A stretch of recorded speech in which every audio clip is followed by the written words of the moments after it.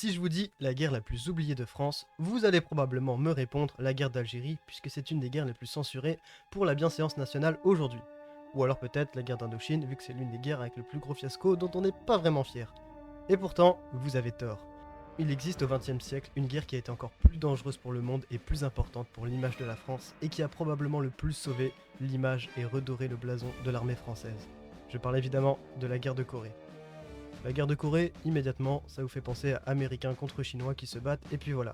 C'est beaucoup plus complexe que ça, et cette guerre a réellement sauvé la France, et je pèse mes mots. La guerre de Corée, elle va débuter dans les années 50, soit 5 ans après la fin de la Seconde Guerre mondiale. L'image de la France après la Seconde Guerre mondiale est totalement explosée, surtout d'un point de vue militaire. Le statut de superpuissance majeure qu'avait la France avant la Seconde Guerre mondiale est énormément remis en question. Pour preuve, à la fin de la Seconde Guerre mondiale, durant la conférence de paix, initialement le drapeau français n'était pas prévu. Autrement dit, la France n'avait pas sa place en tant que vainqueur de la Seconde Guerre mondiale. Merci De Gaulle qui nous a sauvés là-dessus. La France s'est vue comme une armée de feignants, une armée de parasites, une armée lente, une armée désorganisée et surtout, faut le dire, une armée inefficace puisque l'Allemagne est entrée très rapidement en France. De plus, après la Seconde Guerre mondiale, le contexte géopolitique français ne va absolument pas aider. Un an après la Seconde Guerre mondiale, je parle de 1946, la guerre d'Indochine explose. La guerre d'Indochine, c'est une colonie française en Asie qui va se rebeller contre la France elle-même. L'Indochine, c'était une province qui regroupe l'actuel Cambodge, Laos et Vietnam. Pour la France, comme je le disais, c'est un véritable fiasco, un véritable bourbier logistique et surtout un véritable bourbier en termes de pertes. Le regard extérieur du monde sur la guerre d'Indochine, c'est encore une fois le même constat. L'armée française ne sait plus se battre, l'armée française n'est pas organisée, l'armée française est inefficace. Plus de 20 000 morts durant toute la guerre d'Indochine, plus de 560 000 du côté sud-vietnamien qui était avec les Français, c'est un fiasco. On parle souvent de la guerre du Vietnam comme un désastre, mais la guerre d'Indochine, si on fait les calculs, a regroupé plus de pertes que la guerre du Vietnam. Pour comprendre la guerre de Corée, il faut surtout comprendre la géopolitique en Asie à la fin de la Seconde Guerre mondiale. Beaucoup de personnes considèrent aujourd'hui que le Japon a capitulé durant la Seconde Guerre mondiale suite aux 2 bombes atomiques américaines larguées sur Hiroshima et Nagasaki. Ça, c'est totalement faux. En tout cas, d'après le gouvernement japonais. Les raisons de la capitulation du gouvernement japonais en 1945, c'est tout simplement le phénomène d'expansion du communisme en Asie. En effet, après avoir vaincu l'Allemagne nazie, l'Union soviétique se concentre sur l'Asie et envahit la Corée. Et ça fait peur aux Japonais.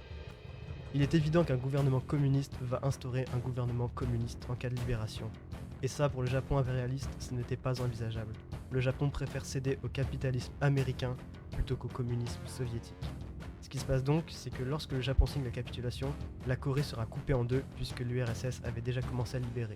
Corée du Nord, communiste, Corée du Sud, capitaliste, car elle n'avait pas encore été libérée entre guillemets par l'URSS. On a donc dès 1945 une séparation des deux Corées. On parle du 38e parallèle pour définir la frontière entre les deux Corées. C'est actuellement ce qu'il y a quasiment aujourd'hui. La Corée, ça fait énormément penser à l'Allemagne qui elle aussi est divisée en deux à la fin de la Seconde Guerre mondiale, avec un modèle capitaliste et l'autre plutôt communiste. Quel est donc le rapport entre la Corée et la France, puisque nous, on est déjà dans un bourbier en Indochine à cette époque-là? Eh bien justement, lorsque la guerre de Corée va commencer dans les années 50, ce qui se passe en gros, c'est que tout simplement, le gouvernement communiste de Corée du Sud avait prévu son coup et était soutenu par l'URSS. Un assaut surprise va débuter le 25 juin 1950. Les forces communistes, donc c'est des forces nord-coréennes, mais surtout des forces chinoises avec du matériel soviétique, donc tous les gros pays communistes qui ont aidé la Corée communiste à se soulever, vont tout simplement foncer sur la Corée du Sud capitaliste, démocrate si vous préférez. Le monde est stupéfait face à une attaque d'une telle ampleur, alors que depuis la fin de la Seconde Guerre mondiale, les Nations Unies sont là pour garantir la paix. Nations Unies, c'est un peu la société des nations modernes, ça existe toujours aujourd'hui, c'est ce qui est censé garantir la paix dans le monde à travers différents points, l'autodétermination des États, la capacité d'un État à se protéger, etc., etc. Le monde est stupéfait de voir que finalement, les Nations Unies, c'est facultatif, on peut attaquer et s'en foutre. Du moins, c'est ce que nous montre la Corée du Nord. Ce qui se passe donc, c'est que la Corée du Sud est accablée et pris de vitesse puisque la Corée du Nord fonce. Très rapidement, la capitale Séoul va tomber.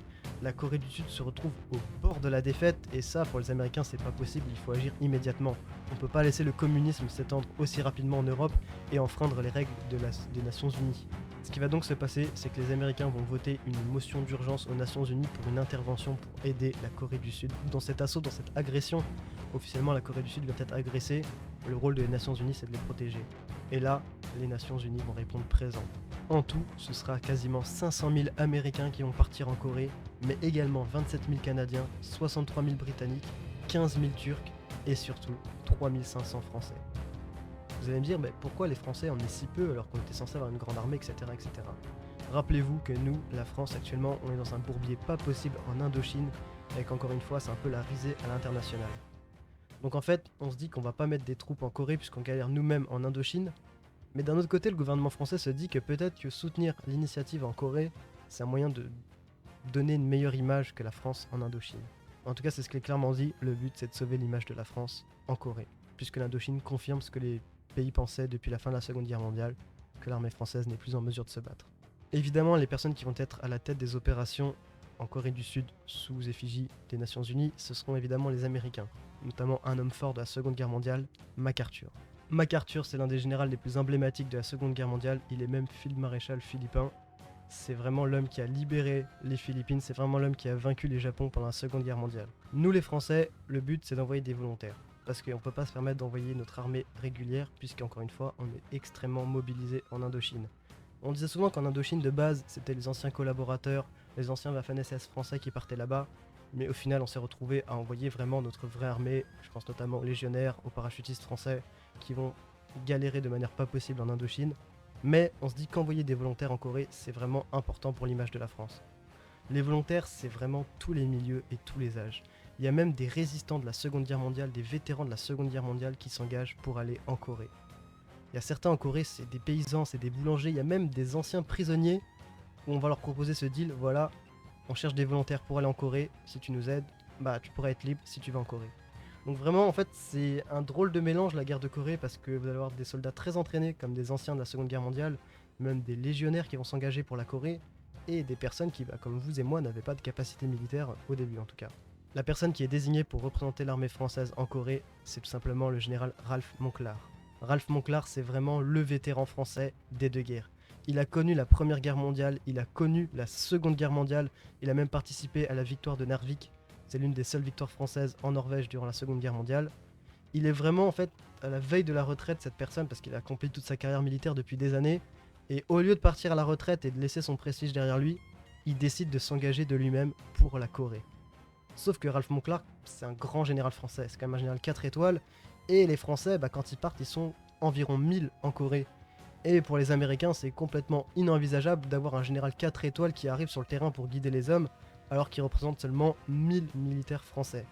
Donc, le compromis qui est trouvé, c'est que Ralph Monclar peut venir, mais il renonce à son grade de général, il sera seulement lieutenant-colonel des forces de l'ONU en Corée. Et ça, Ralph Monclar, il accepte, et c'est quand même très noble d'accepter de mettre son grade de côté pour pouvoir aller avec ses hommes et pouvoir représenter ses hommes. Et Ralph Monclar, dans tous les témoignages qui sont faits sur la guerre de Corée, n'importe quel soldat français qui a fait la Corée dit que c'était vraiment un homme bien, que c'était une personne proche de ses soldats, que c'était une personne qui avait des capacités militaires incroyables, qui se rendait sur le front, qui inspectait le front, qui hésitait pas même à aller sur la ligne de front pour se rendre compte de comment c'était. C'est un ancien légionnaire, il a un prestige incroyable et il a tout le respect par rapport à ça. Et il est même dit dans les interviews que tout le monde pensait que Ralph Monclar, il allait finir par se prendre une balle, tellement qu'il aimait aller au contact des hommes, tellement qu'il allait au front. Tout le monde pensait qu'il allait mourir à force de faire ça, mais du coup, il a jamais été touché. Donc, respect pour Ralph Monclar. Sauf que le problème, c'est que les Français, il faut faire le voyage pour se rendre en Corée. Je vous laisse imaginer le détour par bateau. Et que la guerre de Corée, comme je vous l'ai dit, elle va très mal. Le rouleau compresseur nord-coréen est beaucoup trop impressionnant parce que eux, ils sont équipés. Eux, ils avaient préparé leur coup. Les Sud-Coréens, la Seconde Guerre mondiale, elle est finie que depuis 5 ans. Ils n'ont pas d'armée. L'État est à reconstruire, l'État est à solidifier. Et en moins de 2 mois, on s'attend vraiment à la défaite sud-coréenne parce que quand on regarde une carte, on voit très clairement que les Coréens sont au bord de la rupture, ils sont au bord de la capitulation. Il n'y a plus Séoul, ils sont en bas des côtes, c'est vraiment la fin, c'est vraiment le sud-sud de la Corée qui tient. Mais attention, les Américains sont là, c'est pas une propagande américaine, mais là c'est vrai. MacArthur prend les choses en main et ça va être le changement drastique sur le front. L'armée américaine arrive dans le dernier rempart sud-coréen pour soutenir et pour repousser vers le nord, et c'est surtout que MacArthur va faire un débarquement militaire à Incheon pour encercler l'ennemi qui se rendait trop au sud. En gros, l'idée c'est de renfermer la poche ennemie et de les bloquer au sud pour remonter ensuite au nord. Et franchement, là ça va marcher. La puissance de feu américaine qui est déployée va être monumentale et ça va totalement inverser la situation. Encore une fois, les Américains ils ont leur technique, et la fameuse technique qui est très contestée chez les Américains, c'est le bombardement. Là, on n'est plus à l'époque des B-17, on est à l'époque des B-29. C'est des bombardiers extrêmement lourds, c'est des bombardiers extrêmement puissants. Et les Américains vont tout raser au B-29. Et désolé, faut le dire, mais ça va marcher. La puissance des B-29 va terroriser les troupes nord-coréennes, va terroriser les forces communistes qui sont contraints à la repli et qui sont contraints de fuir. Pour vous dire à quel point le rouleau compresseur va cette fois s'effectuer côté sud-coréen, Pyongyang, l'actuelle capitale nord-coréenne, va tomber sans la moindre résistance tellement que l'armée nord-coréenne est en déroute.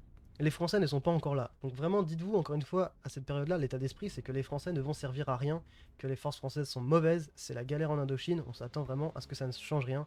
Encore une fois, 1000 Français n'allaient pas faire une différence sur le front. Les Français se rendent à Marseille pour prendre le bateau en direction de la Corée du Sud, donc bonjour le trajet encore une fois, et c'est surtout que, on voit encore une fois que la France n'est elle-même pas unie, puisqu'il y a énormément de tensions sur l'intervention militaire en Corée du Sud. Notamment une figure communiste, Maurice Thorez, va totalement s'opposer à cette guerre. Maurice Thorez qui apporte son soutien à Staline. La CGT, les communistes français qui vont énormément manifester. On dit même qu'il y a des affrontements, c'est quand même un truc de dingue, entre les militaires et les communistes dans les trains pour se rendre à Marseille pour tout simplement partir en Corée parce que les communistes sont contre. On voit vraiment en fait, et ça c'est un truc qui est passé par là aujourd'hui, cette fracture politique française bien avant et bien après du coup la Seconde Guerre mondiale. Mais c'est un autre sujet. Le mot d'ordre pour les communistes, c'était la Corée aux Coréens. La Corée, c'est communiste, laissez-la aux communistes. En octobre 1950, 1017 volontaires français partent pour 40 jours complets de croisière. Pendant tout leur voyage, les Américains vont continuer justement cette libération de la Corée du Sud et on s'attend même à ce que la guerre soit gagnée. Là, c'est les Américains qui vont être en excès de confiance, de se voir renverser à ce point-là les forces nord-coréennes. De renverser à ce point les forces nord-coréennes, ça met trop les Américains en confiance et ils se disent qu'en fait, c'est des rigolos en face et que ça va passer. Lorsque les Français arrivent en Corée, le premier constat qui va être fait par les forces françaises et par Monclar, c'est que la Corée, c'est un terrain très hostile. La Corée, c'est tout sauf plat. On parle d'énormément de montagnes. Il y a un terme qui est très désigné en Corée, c'est les pitons. En gros, les pitons, c'est pas des grandes montagnes, mais c'est des pointes rocheuses. Plein de petites pointes rocheuses qui font qu'en fait, le terrain, c'est une véritable galère. On parle souvent de la jungle, mais un milieu très montagnard, c'est très difficile de manœuvrer dedans. Lorsqu'ils vont arriver, les soldats français, pour vous dire à quel point ils sont pas bien vus et à quel point on veut les faire passer pour les Américains, on va leur demander de retirer l'uniforme français et de prendre un uniforme américain. Bon, on pourrait se dire que c'est en rapport avec les conditions des Nations Unies, mais c'est surtout qu'en fait, on veut pas de Français qui représentent. Enfin, les gars, mettez des tenues américaines, vous serez moins humiliés comme ça si vous tombez. Et les GI américains, ils se disent, mais les Français, ils perdent leur guerre d'Indochine, ils ont perdu la Seconde Guerre mondiale, on doit les libérer à chaque fois, ils vont nous servir à rien. Et ça va avoir un effet, au lieu de démoraliser les Français, ça va énormément gonfler le moral des Français. Comme je vous dis, il y a vraiment toutes les classes sociales, il y a vraiment tous les milieux parmi les soldats français. Et quand un ancien légionnaire ou un ancien para entend que les Français sont nuls, que l'armée française n'a aucune utilité sur le terrain, je pense que ça a dû pas mal le mettre en rogne et que ça a dû lui donner envie de faire ses preuves. Et ça va avoir cet effet vraiment où l'armée française a envie d'en découdre, alors qu'ils sont que 1000. Et ce qu'il faut savoir, c'est que là, l'état d'esprit, au moment où les Français arrivent, il change complètement. Les Américains qui étaient en excès de confiance avec leur B-29 à raser toute la Corée du Nord et à monter très haut en Corée du Nord, vont se prendre un retournement de situation drastique. Le problème, c'est que là, il y a un désaccord entre MacArthur, qui est du coup responsable de toute l'intervention en Corée, et de Truman, le président américain. Ce que Truman, le président américain, dit, c'est simplement ne montez pas trop haut, parce que le problème, c'est que si vous montez trop haut en Corée du Nord, vous allez arriver à la frontière chinoise. Les Chinois, c'est des communistes. On sait qu'ils participent déjà au front. Plus on se rapproche de leur frontière, plus ils vont intensifier leur aide dans la guerre. Ne montez pas trop haut, arrêtez-vous un peu avant la frontière chinoise, comme ça, vous stabilisez et c'est bon. Mais ça, MacArthur, il n'entend pas du tout de cet œil-là. Pour MacArthur, il faut reprendre toute la Corée. Quand il entend toute la Corée, c'est toute la Corée du Nord jusqu'à la frontière chinoise, arriver devant la frontière chinoise. Et ça, c'est le gros désaccord entre MacArthur et Truman, sauf que MacArthur, il dit que lui, c'est pas un politicien, c'est un militaire, donc à la guerre comme à la guerre, on va monter jusqu'à la frontière chinoise. La fameuse rivière, c'est la rivière de Yalu. La rivière Yalu, ça marque un peu vraiment l'extrémité entre la Corée du Nord et la frontière chinoise, et MacArthur, il va la franchir. Et ça, malheureusement, ça va faire comme Truman l'avait pensé, ça va faire peur aux Chinois. 25 novembre 1950, Mao Zedong réagit, il prépare l'offensive générale chinoise.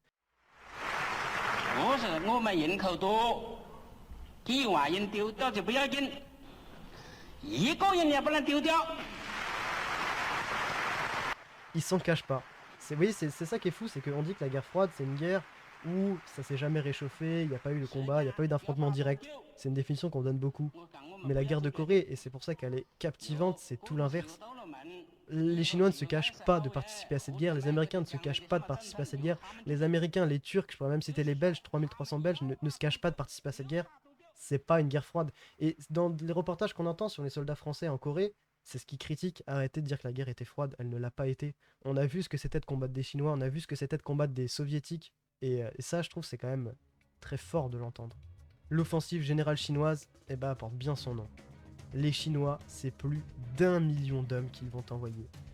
Dites-vous, voilà, les Français ils sont 1000, on peut envoyer des centaines d'hommes, on peut envoyer des milliers d'hommes volontaires, des dizaines de milliers grand maximum. Non, là c'est même des centaines de milliers jusqu'à 1 million d'hommes.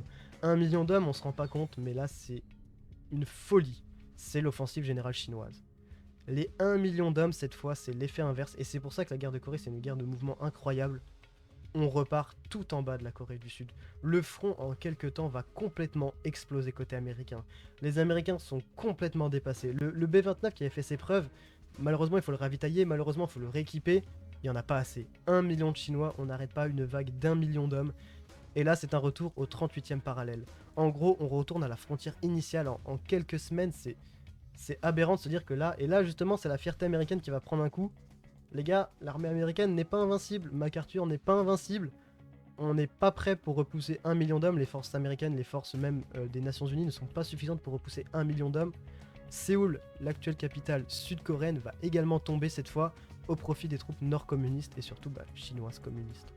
Les Français, ils arrivent vraiment au moment où ça commence comme ça. Et ils n'ont pas encore fait leur baptême du feu. Donc les Américains qui étaient de base très confiants, les mentalités elles changent très vite. Quand les Français ils commencent à monter vers la ligne de front, ce qu'ils décrivent à chaque fois c'est de la fuite de civils, des ruines de partout, mais surtout des civils très étonnés et pleins de gratitude.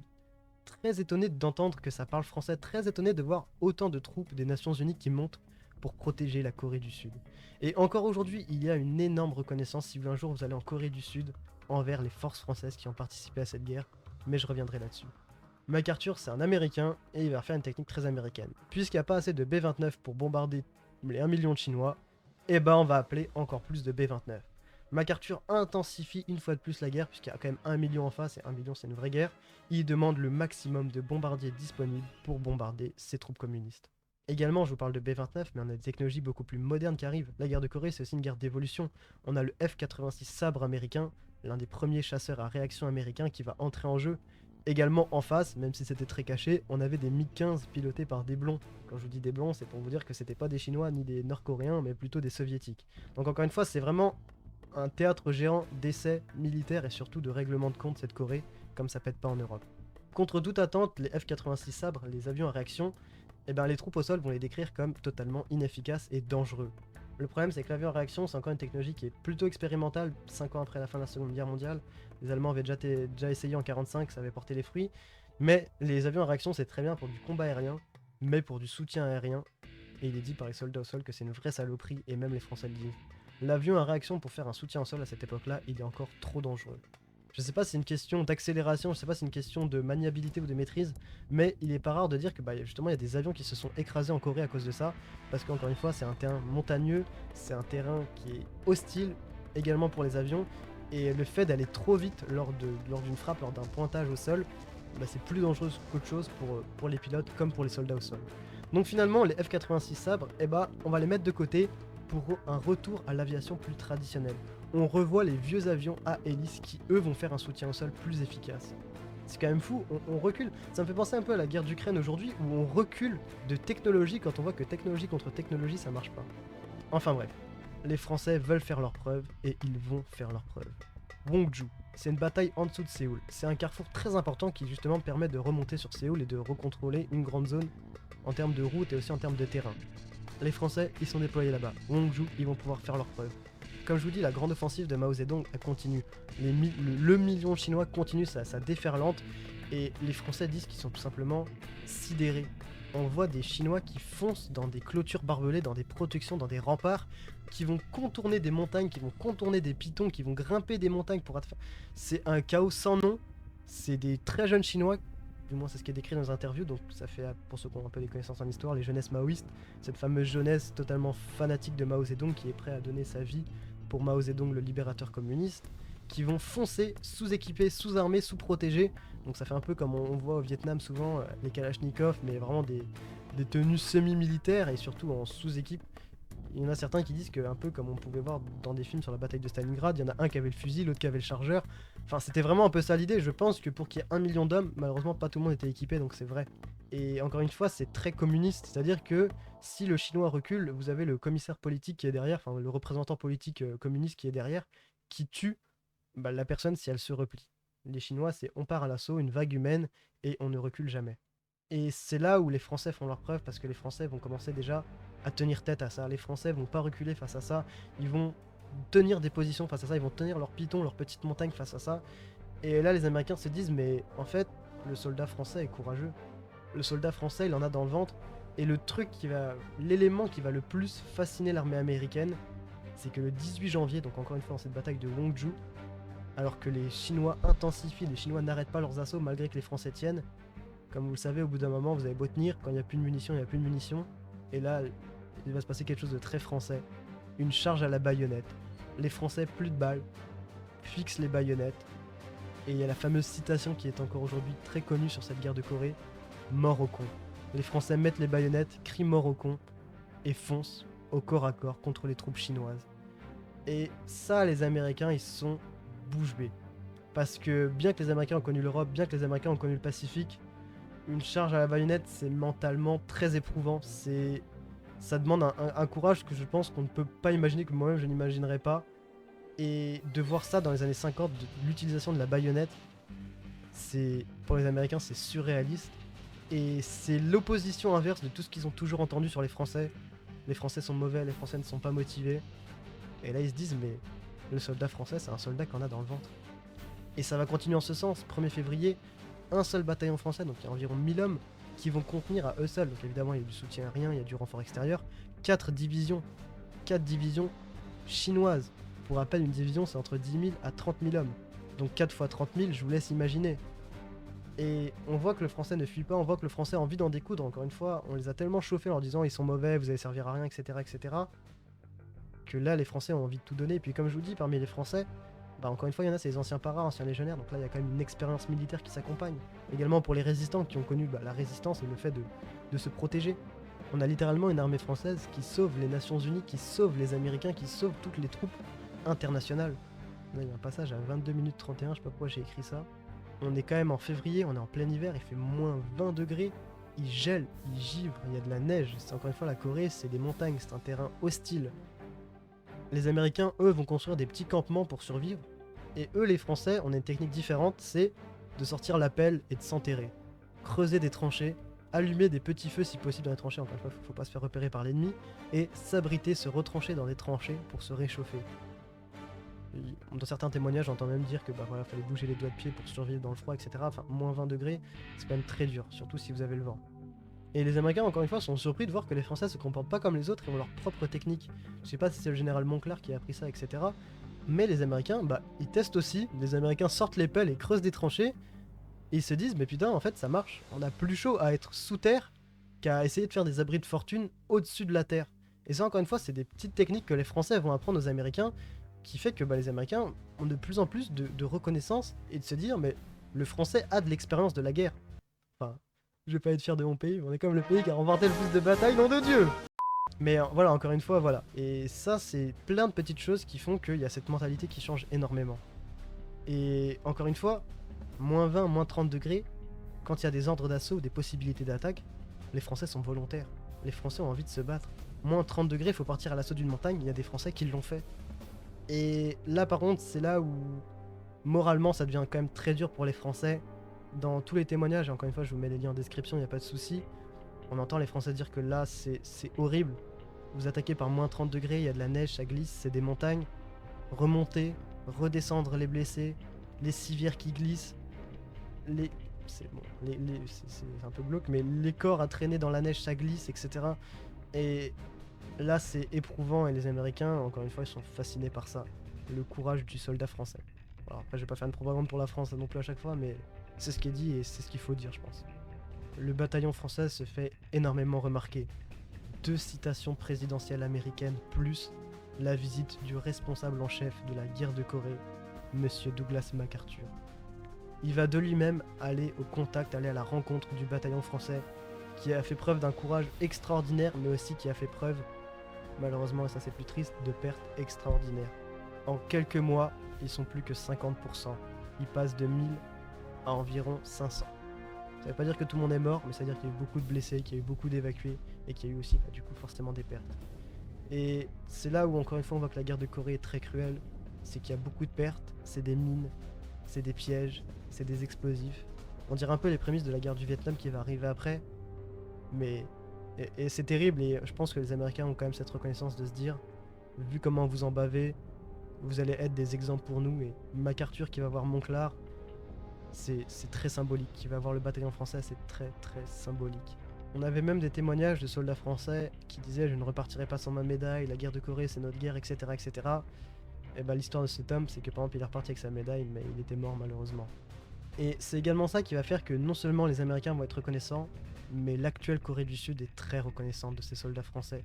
Ces soldats français qui font preuve de courage, les civils entendent ce qui se passe, les civils voient ce qui se passe, les civils sont très reconnaissants, il y a même des soldats français qui sont tellement blessés qu'il faut les évacuer au Japon, puisque c'est des soins importants, donc même les Japonais voient que les Français sont investis dans un conflit en Asie, et toute la sphère asiatique, capitaliste, démocrate, se rend compte de ça et se dit mais quel investissement des Français. Et encore une fois, ce qui est fascinant, c'est de se dire qu'ils sont que 1000, mais ils sont que 1000 tellement au cœur du conflit et tellement à faire des actes qui se font remarquer, ces 1000 là, et que ça sauve, encore une fois je vous le dis et je pèse mes mots, complètement le blason de l'armée française.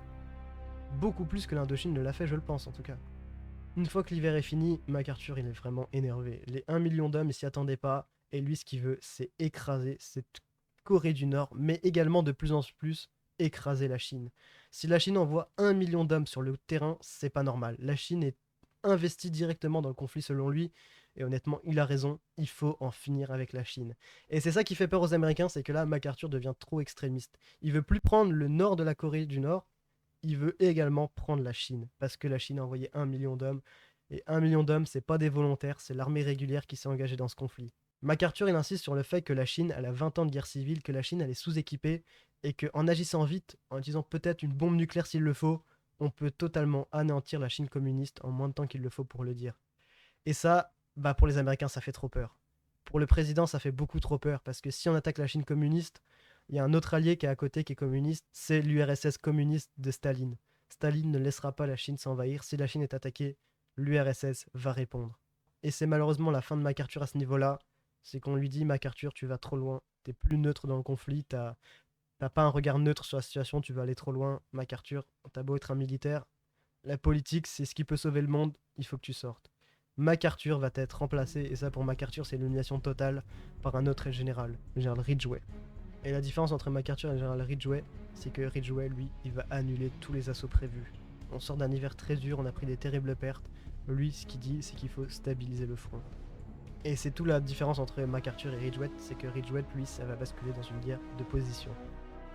On en revient encore une fois à la bonne vieille technique française, guerre de position, on sort les pelles, on s'enterre. C'est vraiment une coutume défensive en France de s'enterrer dès qu'il y a un problème.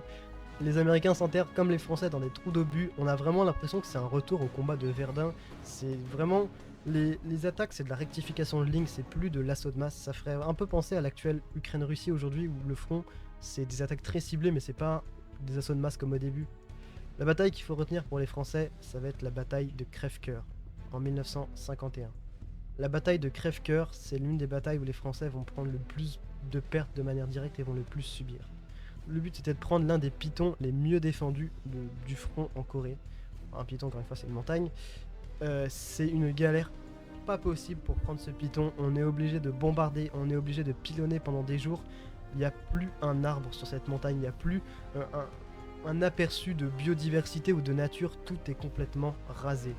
Et c'est tellement rasé que là, justement, on va le dire, le général Montclar, lui, va le dire en tout cas. Vous avez peut-être pas connu Verdun, les gars, mais là vous avez un semblable ou un similaire de Verdun digne de la Première Guerre mondiale. On se retrouve dans la boue, on se retrouve dans la pluie, on se retrouve dans des trous. Vraiment, il y a toutes les caractéristiques de Verdun. La seule chose que les soldats disent dans les témoignages qui est différente de Verdun, c'est qu'il y avait le confort américain au niveau de la nourriture et au niveau des conditions de vie. Donc c'est quand même mieux que Verdun, parce que laissons à Verdun ce qui est à Verdun, ça reste quand même le pire du pire. c'est vraiment... Et c'est là où on voit encore une fois que la guerre de Corée, c'est l'une des guerres les plus fascinantes. C'est que c'est le parfait mélange entre guerre moderne et guerre ancestrale. Comme je vous dis, il y a l'avion à réaction, mais l'avion à réaction, finalement, il est utile qu'en combat aérien, donc on l'enlève. On est dans des trous, donc qu'est-ce qu'on utilise? Le retour des périscopes, c'est quand même un truc de dingue, on retourne en 1915. Mais encore une fois, il y a de la modernité. On découvre les premiers gilets pare-balles, donc on fait des tests et on se dit quand même, le gilet pare-balles, ça c'est une bonne invention qui va servir. On a le retour du lance-flamme qui a été très peu utilisé pendant la Seconde Guerre mondiale en Europe, quoique pour déloger des bunkers, ou alors plutôt en Asie, où là c'était plus pour brûler la forêt. Mais là, il va être très très utile en Corée. Le lance-flamme, il va jouer un vrai rôle en guerre de Corée, alors qu'on est quand même dans les années 50. Utilisation du napalmage, on dit souvent Vietnam, les Américains utilisaient le napalm, mais c'est pas nouveau, guerre de Corée ça commençait déjà. En gros, ce qui est dit c'est que ce qui était déversé c'est pas une bombe de napalm, c'est vraiment des barils de napalm que l'avion lance qui explosent sur le sol. Et justement que le napalm, alors je sais pas de quoi c'est fait, quelle matière c'est exactement, mais le napalm il coule, il se répand dans les tranchées, il se répand dans les trous, il passe partout. Et c'est tellement inflammable que quand ça s'enflamme, ça fait un brasier gigantesque, et ce qui fait que justement ça nettoie une zone, ça brûle totalement une zone défendue. Et ça, justement, les Nord-Coréens, les Chinois, ils vont le dire. Le napalm, c'est pas humain, le napalm, c'est une horreur. Et encore une fois, on voit évidemment que la guerre de Corée, c'est pas de cadeau des deux côtés, que la guerre de Corée, elle est sanglante des deux côtés. Charge à la baïonnette, napalm, guerre de tranchées, guerre de position, 1 million d'hommes qui lancent des charges. Enfin, c'est une guerre très barbare, la guerre de Corée, alors que vous entendrez très peu parler d'elle dans les livres d'histoire, ou qu'on minimise les pertes, ou du moins les effectifs dans la guerre de Corée. Et ça, je pense qu'il faut aussi le dire. On part sur 2 ans de guerre de position. De 51 à 53, ça ne bouge plus. Le front ne bouge plus. C'est ce qui délimite un peu la Corée du Nord et la Corée du Sud aujourd'hui, c'est que on a un front qui est tellement statique, plus personne ose attaquer de peur que l'autre surenchérisse comme il y a eu avant, que là on passe d'une... Vous savez, de cette fameuse, comme on peut voir sur les cartes, ça montait, ça descendait, ça montait, ça descendait. Non, là le front est statique. Depuis que MacArthur est plus là, le front est très peu animé. Le but c'est de tenir les positions et le but c'est justement de ne pas, on va dire, surenchérir pour la guerre. La date qu'il faut retenir c'est 52-53. On est en pleine période électorale pour les États-Unis. Eisenhower, l'homme qui a libéré l'Europe du nazisme, l'homme qui a rendu l'Europe libre, c'est vraiment lui, le débarquement c'est vraiment lui, le responsable en chef, c'est lui. Il se présente comme président avec la volonté d'apporter tout simplement la paix en Corée. Ce qu'il faut se dire, c'est qu'à cette époque-là, la guerre de Corée, c'était quand même un vrai phénomène de société aux États-Unis. Et Eisenhower, il dit voilà, moi président, la Corée, ça s'arrête. Pour vous dire à quel point, encore une fois, les Français sont réputés, Eisenhower va visiter le régiment français. Eisenhower va se rendre sur le front en Corée, va visiter la Corée. Mais du coup, comment Eisenhower compte apporter la paix puisque c'est statique en Corée? Eh bien, Eisenhower, il commence à reparler avec un certain MacArthur. Eisenhower, il dit que la bombe nucléaire n'est pas à exclure si vraiment la guerre ne bouge pas et qu'il n'y a pas de volonté de paix. Et ça, MacArthur, ça lui plaît. MacArthur, là, il reprend du goût pour cette fameuse Corée. Mais ce qu'il faut se dire, c'est qu'on est en 53. Et là, c'est de plus en plus la panique en Chine, puisque les Chinois sont quand même inquiets de savoir ce que les Américains vont faire. Et c'est surtout que le puissant allié de Mao Zedong, Monsieur Joseph Staline, vient de mourir. L'URSS est en plein renouveau, la politique en URSS est un peu fragilisée, et ça fait peur à Mao Zedong. Pékin et Pyongyang, donc la Corée du Nord, ils ont peur. Ils sont prêts à lâcher prise, parce qu'ils ont peur que l'URSS ne suive plus. Ils ont peur que la guerre ne soit trop intensifiée pour eux et que ça n'arrive plus à suivre. Et du coup, le compromis va être trouvé avec Eisenhower, l'armistice va être signé le 27 juillet 1953. 3 ans de guerre et au final, retour au point de départ avec de très légères modifications. La fameuse démarcation du 38e parallèle, comme on en a parlé au début, finalement, elle n'a pas tant changé que ça. On est revenu un peu bas au point de départ. Et c'est pour ça que les Américains eux-mêmes n'en parlent très peu de cette guerre, parce que pour les Américains, aujourd'hui, avec du recul, ils ont strictement rien gagné. On parle quand même d'énormément de pertes pour en fait gagner très peu de choses. Et c'est ce qui est un peu remis en cause aujourd'hui dans les livres d'histoire, c'est est-ce que finalement Eisenhower n'aurait pas dû profiter de cette faiblesse de Pékin et de Pyongyang qui ont voulu cet armistice pour en finir comme c'était finalement un petit aveu de faiblesse de leur part.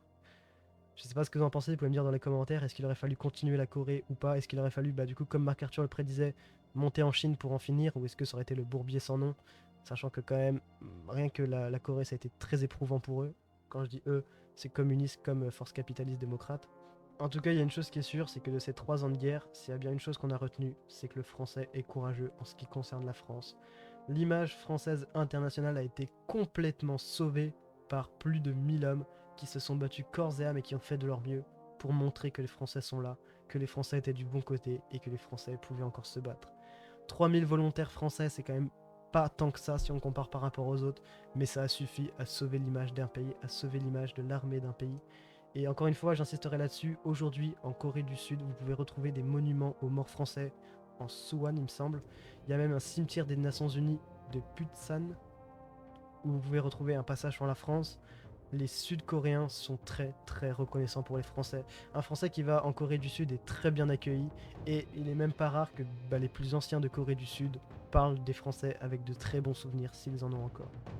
L'une des choses qu'on retient dans les témoignages des soldats français qui étaient en cette Corée, déjà c'est cette tristesse par rapport au manque de reconnaissance dans les livres d'histoire de leur sacrifice en Corée. Ils sont nombreux à avoir perdu des camarades, à avoir perdu des personnes qu'ils ont connues, qu'ils ont appréciées dans cette guerre. Ils aimeraient vraiment qu'on ait cette reconnaissance envers eux, de se dire que eux ont tout fait pour sauver l'image de la France.